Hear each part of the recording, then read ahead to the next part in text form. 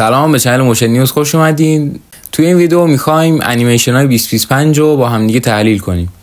انیمیشن هایی که قراره توی سال جدید اکرام بشن. تو ویدیو قبلی انیمیشن های 2024 رو با هم دیگه دیدیم، یه سالی که پر از انیمیشن بود. حالا بریم که با هم دیگه شروع کنیم.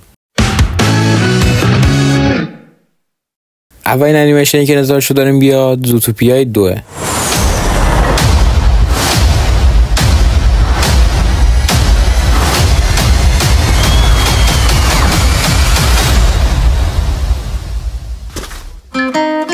Good evening. You're gonna be here all night. Ready, Sue? We've got a spectacular show with some amazing talent. Dad, take the kids home, then watch out for Timmy. He's a biter. I'm not changing any diapers. The producer said the ratings were dropping. Of course they were. Look at you guys. No. Ew. She said that? I'm the Duke of Weeze of town. Oh, money, you complete me. Hey, dearie, call Judy. Oh, I cannot get the password. No. Oh, hun, face scan. Oh, nice smile. Life was hard for small mammals. Ice 'em. Welcome to Zootopia's biggest talent competition. Gazelle, I'm coming! Drop that beat! So I'll just move this table over here.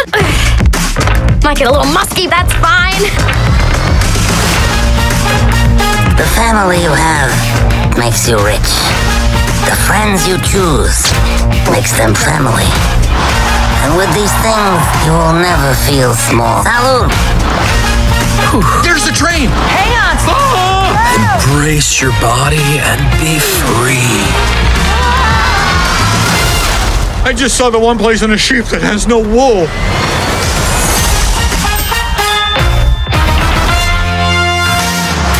Parents, stream it on Disney Plus. زوتوپیا برای اولین بار توی سال 2016 منتشر شد که تونست اسکار همون سال هم بگیره.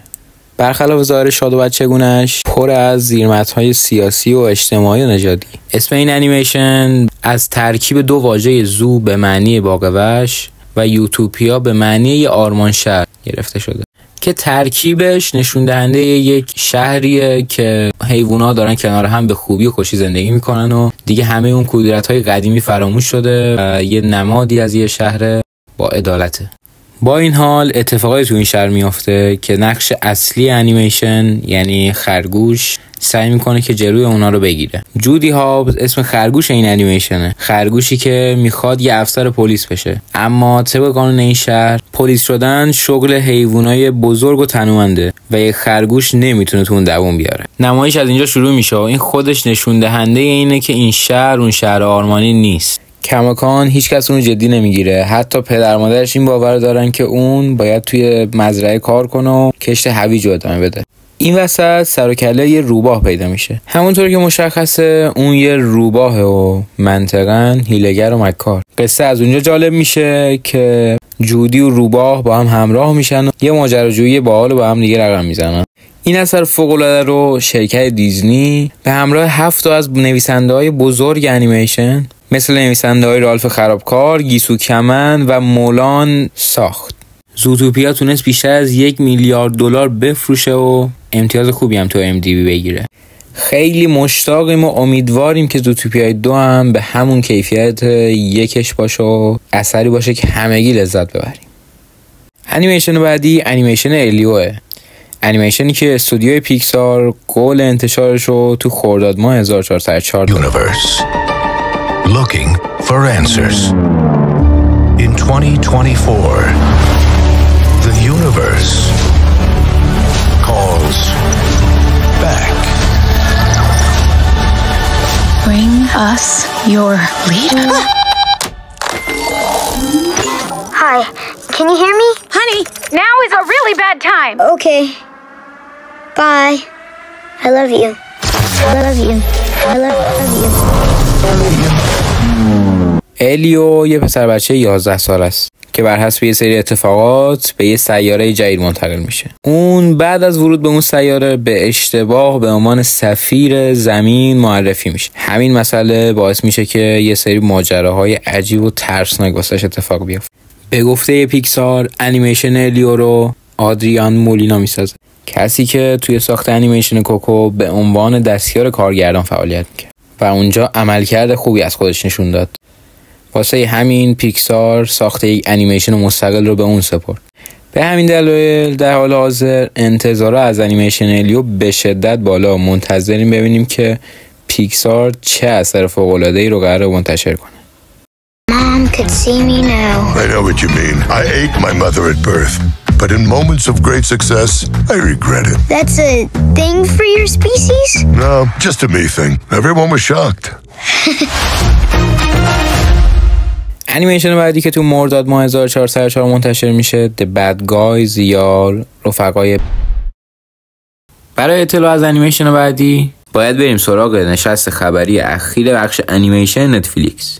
یکی از جذاب‌ترین بخش‌های اون رونمایی از انیمیشن اختصاصی آقای پلانکتون بود. همون دشمن قسم خورده‌ای با اسفنجی و آقای خرچنگ. پلانکتون به همراه همسرش کارن که یک کامپیوتر ضد آب رستوران چامباکت رو اداره میکنه. همون جوری هم که میدونین دائما داره تلاش میکنه واسه دزدیدن فرمول همبرگر آقای خرچنگ تا به کمک اون بتونه ثروتمند بشه. اتفاقات این انیمیشن زمانی رخ میده که جدیدترین نقشه پلانکتون واسه تصرف دنیا با شکست سنگینی مواجه میشه و او کلا زندگیشو از دست رفته میبینه که ادامه ماجرا هم اتفاق میفته. نتفلیکس سعی کرده که جزئیات دیگه از این انیمیشن پخش نکنه. پس تا منتشر شدن این انیمیشن باید منتظر بمونیم.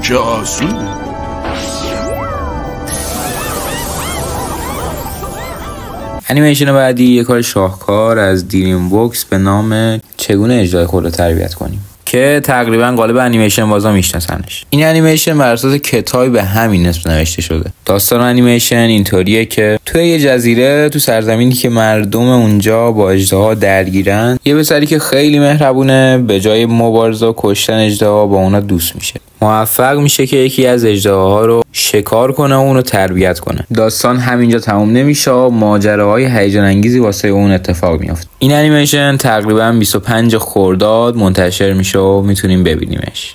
You can't even throw one of these, but this will throw it for me. Oh, I hit it. Yes, I hit it. مرسی که تا اینجا ویدیو همراهمون بودین. چنل رو حتما سابسکرایب کنید، زنگولش رو بزنید. خیلی مخلصیم.